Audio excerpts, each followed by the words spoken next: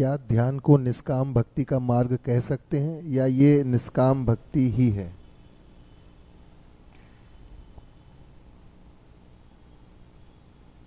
ध्यान को निष्काम भक्ति का मार्ग कहा जा सकता है,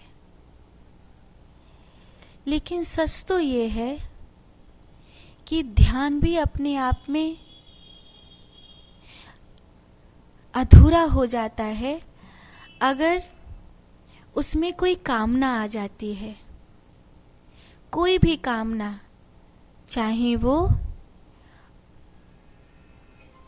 परमात्मा के दर्शन की कामना हो, चाहे वो कुछ प्राप्त करने की कामना हो, कोई भी ऐसा भाव अगर आ जाएगा तो ध्यान दूषित हो जाएगा। भक्ति एक समर्पण है। भक्ति माने प्रेम की वो पराकाष्ठा कि तू मेरा मैं तेरा, बिन फेरे हम तेरे। समर्पण, समर्पण की उच्चतम स्थिति, प्रेम की शुद्ध अवस्था भक्ति है।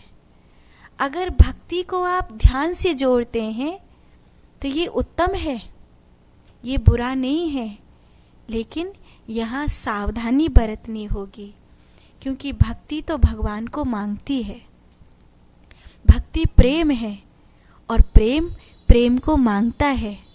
प्रेम के सामने अगर घृणा खड़ी होगी तो प्रेम कब कपा जाएगा, प्रेम अश्रु में परिणित हो जाएगा। लेकिन ध्यान के सामने पूरा ब्रह्मांड भी शत्रु बनकर खड़ा हो तो ध्यान अपनी समाधि अवस्था को प्राप्त होगा।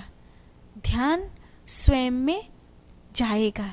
जब ध्यान स्वयं में, इसीलिए अगर ध्यान को आप भक्ति बनाते हो तो उसकी निष्काम भावना को देखते हुए आपको बहुत सावधानी पूर्वक एक एक पग ध्यान से इस मार्ग पर चलना होगा। कहीं कोई भटकने वाला क्षण आपके जीवन में नहीं आए। कोई भटकने वाला क्षण अगर आएगा तो फिर आपको आपके गुरु का साथ जरूरी रहेगा। साधु।